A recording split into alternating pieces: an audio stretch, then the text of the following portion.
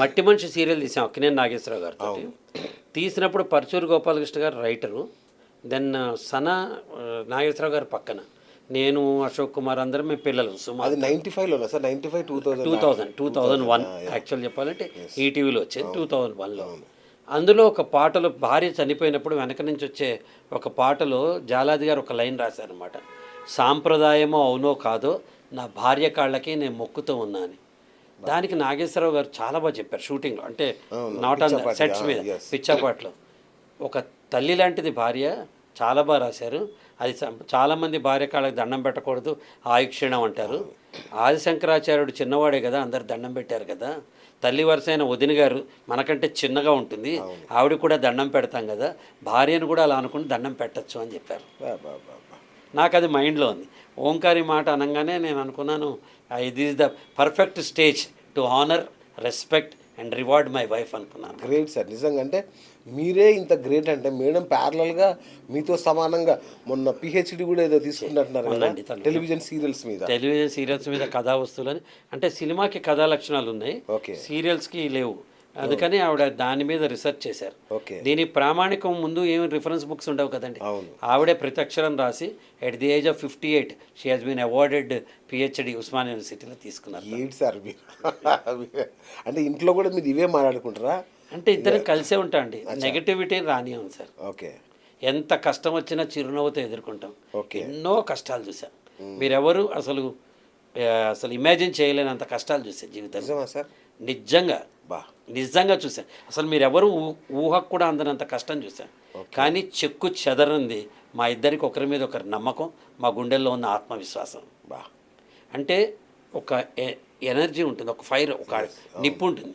అడవిలో వదిలేసాం అనుకోండి, ఆ నిప్పుని అడవిని మొత్తం దహించేస్తుంది. కానీ అదే కార్చిచ్చు, అదే నిప్పుని తీసుకొచ్చి ఒక ఫ్యాక్టరీ ఫర్నెస్లో పెడితే అది పిన్నిని ప్లేన్ని కూడా తయారు చేస్తుంది. How do you channelize your energies? How do you మీరు రియాక్ట్ అవుతారా, రెస్పాండ్ అవుతారా? ఎవడైనా నేను కుక్క అన్నాడు, నన్ను కుక్క అంటావా, రియాక్షన్. నేను కుక్క కాదురా అని వాడికి తెలిసేలా మన ప్రవర్తన ఉంటే అది రెస్పాన్స్. సో ఇది మేము ప్రాక్టికల్గా నేర్చుకున్నాం.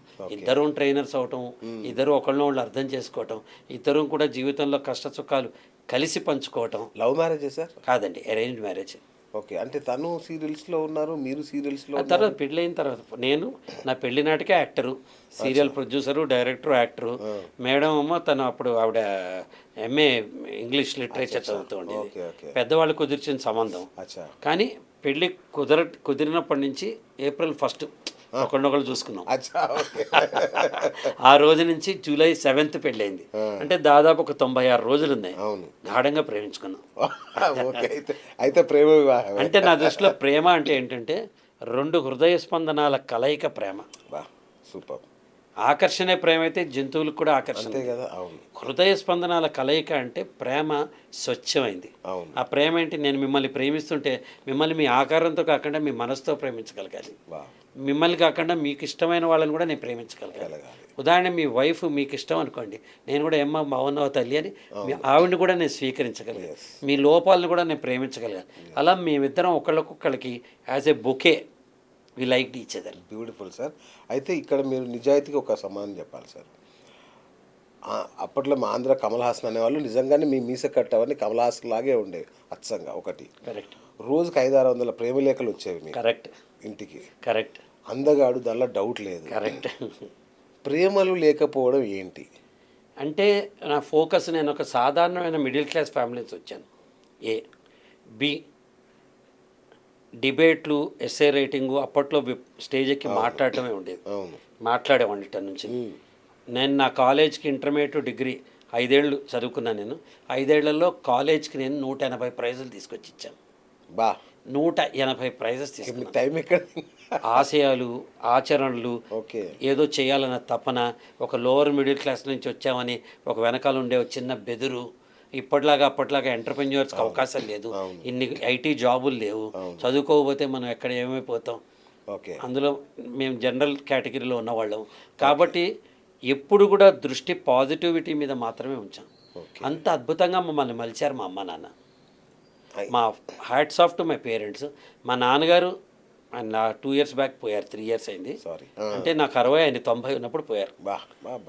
ఆయన పోయే రోజు దాకా నీ కులం ఏంటని ఎవరు అడగల, మమ్మల్ని అడగనివ్వలే. ఇవాళకి కూడా నేను ఇప్పుడు మీరు వస్తుంటే మనోడా మనటోడా మనవాడా అని అడుగుతారు కదా, నా లైఫ్లో ఎవరిని నీ కులం ఏంటని అడగల. నాకు నా దగ్గర దాదాపు 25 మంది పనిచేస్తారు, వాళ్ళని కూడా నీ కులం ఏంటని అడగను. ఇవన్నీ మెంటల్ మెచ్యూరిటీ. ఆ మెచ్యూరిటీ వల్ల కడుపు కాలుతున్నప్పుడు ప్రేమ ఎక్కడి నుంచి వస్తుంది చెప్పండి. కడుపు కాలి రేపేంటి అనే భయం ఉన్నప్పుడు ప్రేమలు లింకులు ఇవన్నీ వస్తాయి. సరే, ఇది వరకు మీ వరకు ఓకే, కానీ అమ్మాయిలు ఊరుకోరుగా, వాళ్ళైనా మిమ్మల్ని వేధించి తీరాలిగా. ఏదో బలహీన క్షణంలో ఒక వర్షం కురిసిన రాత్రి మీరు లొంగిపోయి ఉండాలిగా. అంటే తలుపు తీస్తే కదా అతిథి వస్తాడు, తలుపు తీయకుండా అతిథి ఎలా వస్తాడు? మనసైనా అంతే, మన మనసు తీస్తే కదా తలుపు. అలానే మనం ఏం పెద్ద అక్కా చెల్లెలు అంటామని కాదు. అదేలేండి, అవును. మన పారామీటర్ మనకు తెలుసు, మన పరిధి మనకు తెలుసు, మనం ఎక్కడి నుంచి వచ్చామో మన బేస్ మనకు తెలుసు. నాకు సినిమాలు యాక్ట్ చేస్తున్నప్పుడు సీఏ చేయాలని, సీఏ అయినప్పుడు 3 సినిమాలు హీరోగా యాక్ట్ చేసిన తర్వాత సిటీ బస్ ఎక్కి సీఏకి వెళ్ళిన వాళ్ళు ఎవరైనా చూస్తుంటారు. అదే ఆశ్చర్యం నాకు. 3 సినిమాల తర్వాత ఫుల్ స్టాప్ పెట్టేసి చదువుకోవడానికి వెళ్ళడం అనేది అసలు 3 సినిమాలు ఎంత సూపర్ హిట్. ఇవాళ కూడా నా ఏజ్ గ్రూప్ వాళ్ళు ఎవరిని అడిగినా చెప్తారు క్లాసిక్స్ అవి, ఎవర్ గ్రీన్ క్లాసిక్స్ అవి. అయితే నేను అంతే, నాకు తిక్కు ఉంది దానికో లెక్క. నేను అనుకున్నా ఇవాళకి కూడా నేను ఒకవేళ మొన్న ఒక రియల్ ఎస్టేట్ కంపెనీ వాళ్ళు కన్వెన్షన్ కూల్చేయడానికి ముందర స్పీచ్ ఇవ్వడానికి పిలిచారు. ఎన్నింటి రావాలి 7 రావాలి. ఇప్పుడు మీ దగ్గరికి ఈ టైం రావాలంటే మేము ఆ టైంకి వచ్చారు. అసలు సమస్య ఉండదు అనమాట. అది అంతా ఆ రోజు ట్రాఫిక్లో ఇరుక్కుపోయాను. 7 రమ్మంటే 7:15 అయినా నేను ఇంకా ట్రాఫిక్లో పెద్దమ్మ గుడి దగ్గర ఉన్న మాదాపూర్ అవతలకి వెళ్ళాలి. వాళ్ళు ఫోన్లు చేస్తున్నారు.